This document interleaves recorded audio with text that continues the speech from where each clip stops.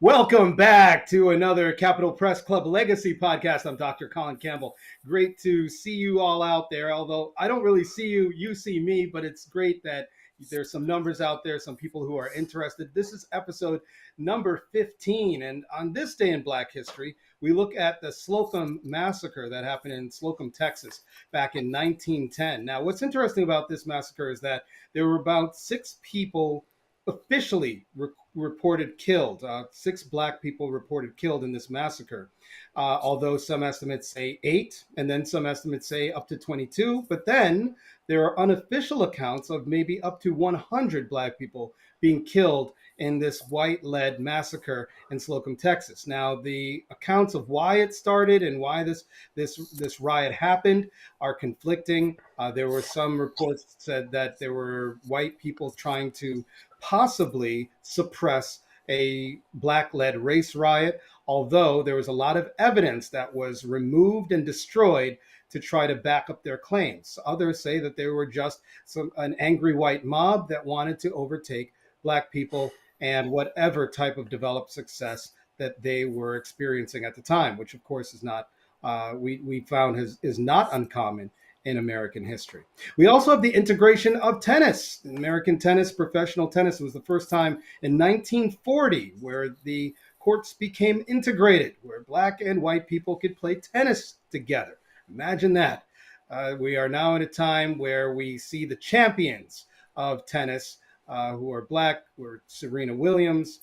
We had Arthur Ashe back in the day, Venus Williams, of course. We can't forget her sister, but so many Black tennis champions. But in 1940, that was the first time where Black and white people got to play against each other professionally in the game of tennis. Now, without further ado, I'd like to bring in my man behind the camera and in front of the camera. You know him as Derek Kenny with today's issues. Hey, Derek, how you doing, man? Hey, great, Colin. How are you today?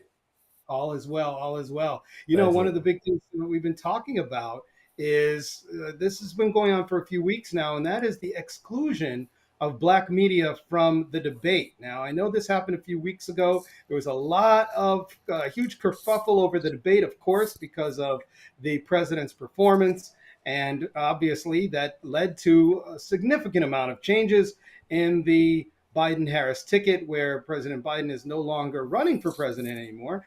Vice President Kamala Harris, let's say her name right, Kamala. For those of you watching, it's easy to Kamala. pronounce the name Kamala. You're right, Derek, you got it. Just like Kamala. the right, Yeah. Kamala. You don't understand how many people I've spoken to who still can't say it right. It's like, it's an unfamiliar name. It's so difficult. I'm like, it's 3 syllables, and it's like consonant, vowel, consonant, vowel, consonant, vowel. Like, how difficult is that? Right. Kamala, right? I've heard Kamala, I've heard Kamala. I'm like, what is going on? And of course, without getting too political, we know who is mispronouncing her name most often, all the time, right? And I think that's on purpose. But anyway, I'm getting off the topic. Kamala Harris now running for president, and the debate was very influential, or the president's poor performance at that debate, seemingly very influential in the change of the ticket. And what's most interesting for us here at the Capitol Press Club is the exclusion of Black media from that debate. And this is interesting because there were hundreds of applications, dozens of media groups that were granted access to the debate, and not one, from what I'm reading, not one Black news outlet was given permission to cover the debate in person. They were allowed to possibly get snippets and video from other sources, but to be there firsthand and do firsthand reporting, they're excluded from. And that's sort of strange, being that it's 2024. The Black press has long been established, even before the Capitol Press Club came into existence, and back in the early 1940s, even though the CPC sort of solidified and concretized the Black press, you had members of the Black press already doing their thing. So, Derek, what do you make of the exclusion of Black press from the debate? I think before we talk about that, we need to maybe explain to people what we're talking about because I don't know if they understand what the importance is for credentials for media organizations are when it comes to an event like the debate. So what does it mean for a media organization to get credentials to attend the debate? Yeah, that's a good question. So basically, you have to apply for credentials to the DNC and CNN to get clearance, to get access to the debate. Obviously, as you know, it's not a public forum where anyone can just walk in and sit in the audience. In fact, this debate was kind of unique in that they did not allow audience members. This was just the moderators, the two moderators from CNN, and then you had the two candidates. You had Biden and, of course, Trump were the candidates debating. And they wanted to exclude the audience this time to make sure that the debate remained pretty focused and stuck to a tight time schedule so they can get all the questions and answers in. Usually, when they bring in the audience, even though they try to disincline the audience from interrupting, cheering, and applauding and stuff like that, they do it anyway.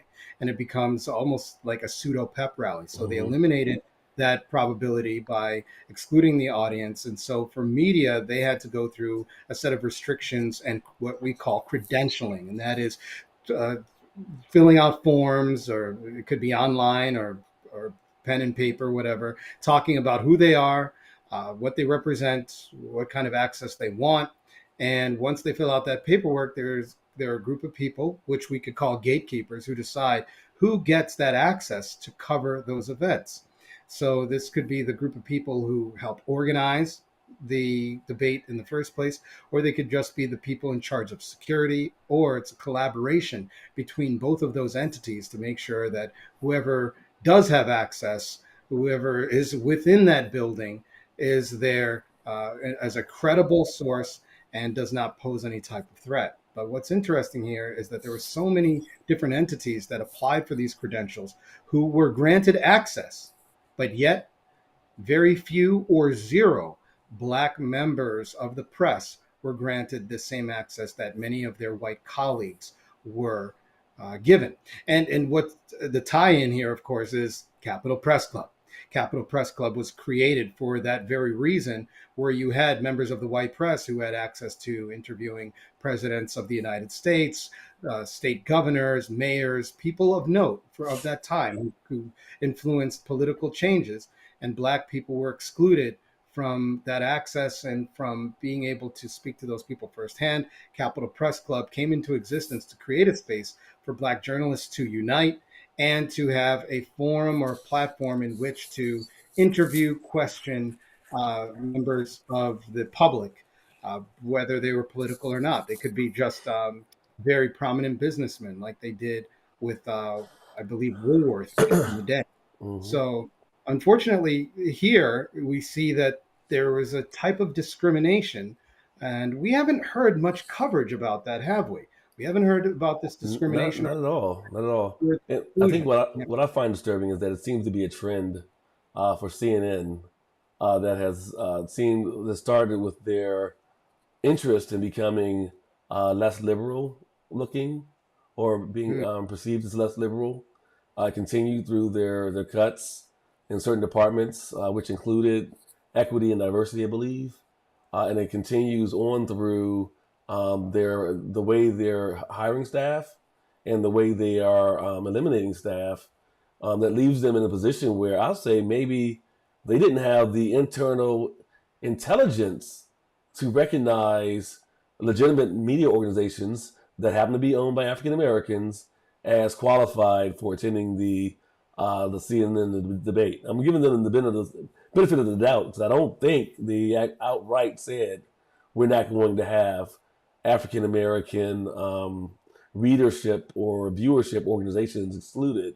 But I do believe that they put themselves in a situation through HR or a lack of initiative to ensure that the right people in the room to make decisions are able to recognize legitimate media organizations that need to have a seat at the table to provide a full breadth of understanding and interpretation of what happened at the debate. And that means making sure that large African American media outlets are at the table. Ebony, TV One, News One, the Washington Informer, NNPA, the Black Press of America. Like those are the folks that should have been there. American Urban Radio Network. So there are so many legitimate, huge, with great constituents, large constituencies that should have been there and invited to the table. But I'm going back to the question again: is this a trend of CNN losing touch with their roots in being fair and diverse in terms of their coverage, in terms of who they serve, and in terms of who they hire, who they have serving their interests? So Yeah, I think yeah, it's really hard to determine unless we speak to someone from CNN right, exactly what logic or the strategy was there.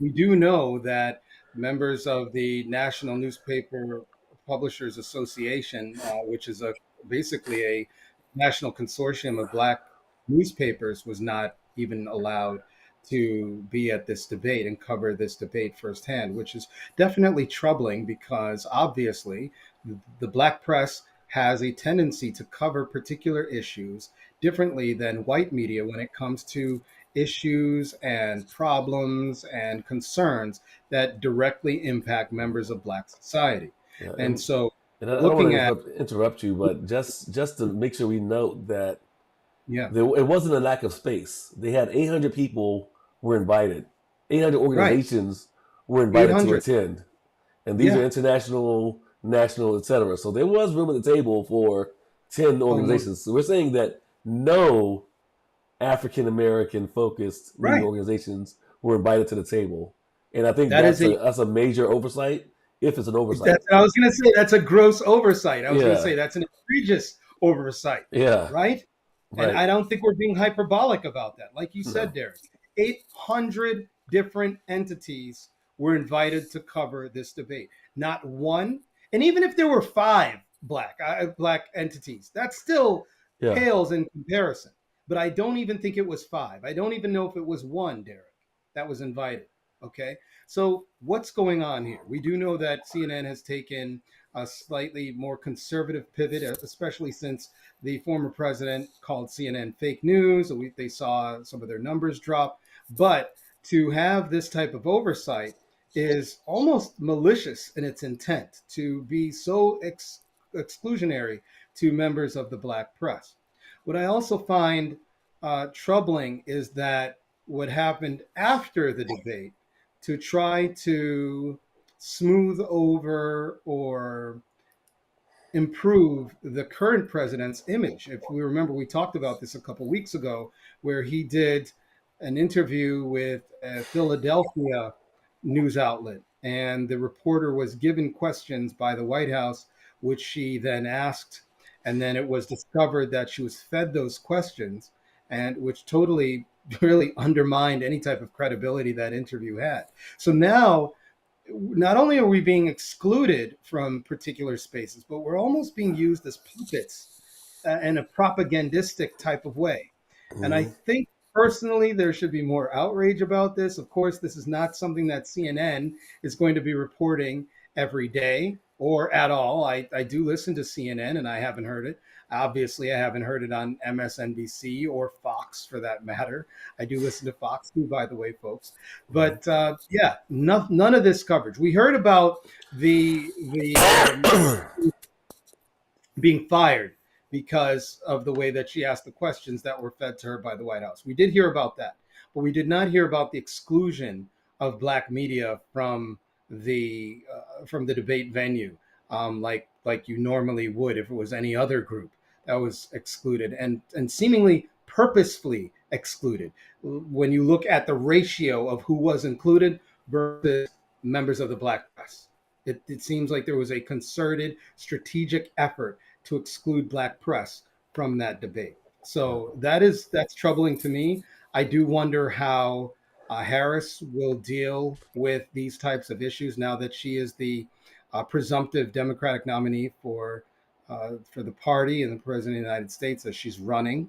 I'm not sure how the former president is going to handle or if he even cares about these issues. I'm not really sure. But one thing is certain is that members of the black press do need to be more vociferous about this and make sure that they are forcing their way, if they have to, into these spaces so that they are represented and they are voices for Black society, which are often marginalized. These voices are often suppressed, Mhm. and it's deleterious to our communities and our society if they are not respected and or promoted. I agree, and one thing we have to make sure we emphasize that we don't know. CNN has not made a formal statement that I've seen as to why African American organizations were not credentialed. And I have seen a few articles from African American organizations, including this one from Ebony, that criticized the omission. You know, and I think omission is an action; it's not an inaction. You know, inaction is an action as well. So I'd be curious to see what is the excuse for leaving out one of the most powerful areas of voice of the country for years. To already to I don't know. If you have 800 media organizations credentialed, how do you not have any African American media organizations at the table? I just don't understand that. And I don't know. But there is the notion, and I will say there's a notion that we're in a post-racial society, and that mainstream media organizations have diverse staffs, and they are able to cover things equitably and in such a way that diverse audiences are able to get the news. So we'll say that, and that does have some merit. However, that being said, really, it's almost like really, Right, come on, really, exactly. That's what come I'm on, saying, yeah. DK. You're a little more generous than I am. I'm definitely more of the cynic out of this duo Yeah. because yes, we do know that white people do have the capability of asking about Black issues, but how often do they do so with the type of temerity and persistence that members of the Black press do? For example, when you listen to April Ryan in the press gaggle in the White House, in the Brady briefing room in the White House. Her voice and her questions stand out amongst her colleagues. It's Mhm. not like you're getting other reporters who are white and other from other media outlets pressing Black issues like you might see April Ryan doing, right? Mhm. Uh, as we know, how often do we hear the topic of reparations coming up? Okay, Right. things like that. It's very interesting to see how the press in general responds to issues that directly impact the Black community. It's very, I don't know. Like, for example, if we were to look at what's being covered on the campaign trail and in respects to the Black community, what are we hearing, right? We know that there are severe deficits in education. There are still health disparities. There are still legal disparities. There are still incarceration disparities, life expectancy disparities. Uh, you name it. How many of these issues do we hear them talking about on a daily basis when it comes to the health, safety, and concern of the United States of America? And being that Black people are part of the United States of America, you would think that we would hear these issues more. I Mhm. understand that there is a much bigger population out there and Black people are not the majority population, but we are a substantive part. We are interwoven into the fabric of American culture, whether it's what they're watching on TV, what they're listening to on their I was going to say iPods, but I'm dating myself. Oh yeah, that's 2002. 2001. You have an iPod and you have a Their phone at smartphone, home. You have a smartphones, beeper. their MP3s or whatever. I know. Whatever people are listening to and whatever Colin has a device they're Palm listening Pilot and to, an iPod. right? To leading the country in Yeah. diplomacy. Yeah. We have our Secretary of Defense, Lloyd Austin. We had former President of the United States, Barack Obama. We are the Yeah. American culture. Okay, Yeah. when you go across overseas, I've been to so many different countries where you see people from other nations connecting to American culture through the conduit of Black culture. You see that we represent America just as much as white Americans do. They may be the face, they may be the Mhm. majority, but we are definitely part of this country's foundation. Right. So to be excluded from spaces, for our issues not to be brought up, obviously it's an insult. Yeah. But what are we going to do about it? And that's the next thing. And I Right. think that Capitol Press Club was an organization that was led by a group of people who asked that very question. We're being excluded from spaces. We're not being allowed to interview certain people, but yet still we have so many issues that need to be addressed. What are we going to do about it? And they helped to form the CPC in the early 1940s. Oh my. Okay. I left Derek speechless on that. Okay, so the next Well, thing, I'll say one last thing. yeah, yeah, One consistent theme throughout the diaspora of civil rights journey is we want a seat at the table, and this is literally denying African Americans a seat at the table, which I believe is a setback for America, not just media, but for Americans and for African Americans. That's a step backwards, where our media organizations or African American media organizations don't have a seat at the table, and that's literally very a very strong statement by accident or by on purpose by one of the nation's leading media organizations. They need to do better. I'm looking forward to them to address that, to correct that at some point in the near future. but the thing is, who's holding their feet to the fire on this? Uh, Should it be us? I don't yeah, know. Maybe it should be, but I don't know who's actually questioning that. Right? I haven't heard Jake yeah, Tapper talking about it. I haven't heard who else is on there. There's so many other people, but even Abby Phillip. I wonder what Abby Phillip's opinion on this is. She probably wouldn't tell us because that's where her money is made. That's her bread and butter right there. But I'm right, sure she has some personal opinions about it. Shirley Chisholm, I believe it was Shirley Chisholm, Derek, who said if they don't seat for you at the table, you bring your own chair. And maybe right, that's actually what we should be doing. We have tried in various iterations to create our own spaces. It hasn't always worked out. Like, for example, when it came to TV One, that disappeared in the 2000s, right? hmm, Disappeared several years ago. At the Black News Channel, that disappeared as well. You do have some online channels, though, that seem to be holding on, but they are probably not drawing the mass views like legacy broadcasters are. That's the only hmm, thing. And so creating those spaces is definitely important. Maybe it's something that will continue to grow in years to come. As far as people promoting those ideals and stressing the importance of creating those platforms where members of Black society can speak out, bring attention to their concerns, and hold those who are in power to account. And hmm, that's, I think, part of the legacy of Black media as well. Even though media and journalism is supposed to be very impartial and objective and just report the news, there's always been an activist element to Black media because of what was at stake. Uh, hmm, at the very least, discomfort; at the very most, existential threat, right? And so hmm, there was always something that needed to push Black media to ask the deeper questions, to ask the more pressing questions. And obviously, to some people, it may come across as rude. But to those who understand what's at stake and what's important, these were vital questions that needed to be asked in order for us to understand how to best handle our own self determination. Derek, one of the other topics we wanted to talk about was the National Association of Black Journalists, which came into existence in the early 70s.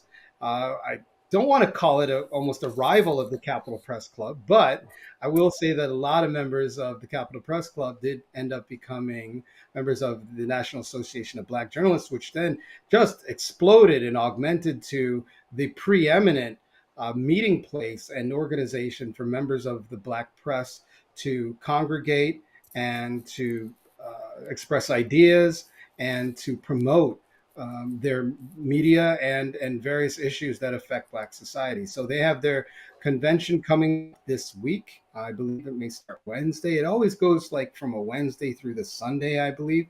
So there's a career fair, the job fair, the convention, of course, where they have notables and they hold various seminars. It's a great place to network. I found a few jobs through National Association of Black Journalists and really Unity, which no longer exists. Have you ever been to Unity, Derek?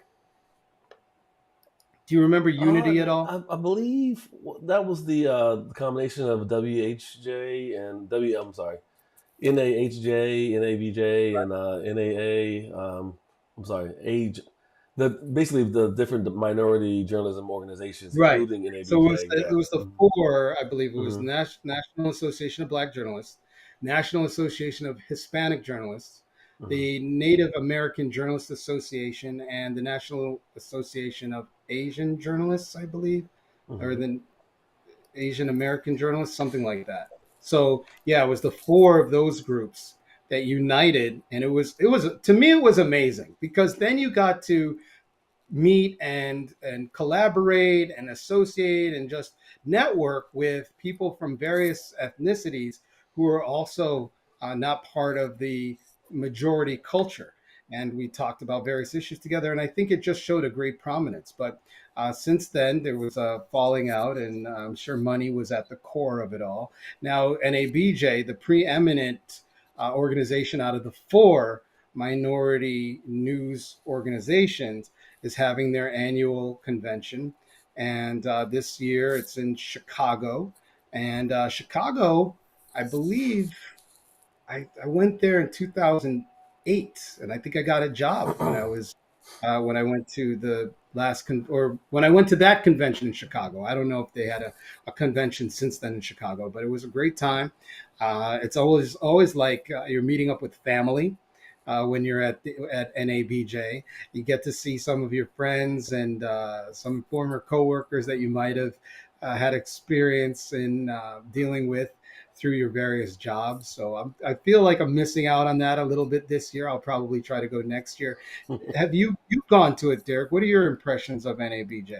I've been there when it was in DC several Okay. times, a couple of Yeah. times. I've never traveled, but I heard it was a great opportunity to fellowship in the network and to have offline conversations with colleagues that have experiences across the country and with other professional development organizations where you can discuss best practices. You know, what are you doing in California that we might implement over here in DC? What's innovative in Texas that might be a new innovation where I'm working? And it puts African American journalists in a position where we learn more, we learn best practices, and we're able to come back fresher, renewed from the engagement with our colleagues, but also with a new set of tools. You know, you get the best practices of how to use even AI. How do you deal with AI in the newsroom? How do you deal with other types of issues? How do you cover the sports effectively in this modern era? You know, so like anything else, is a great opportunity to be educated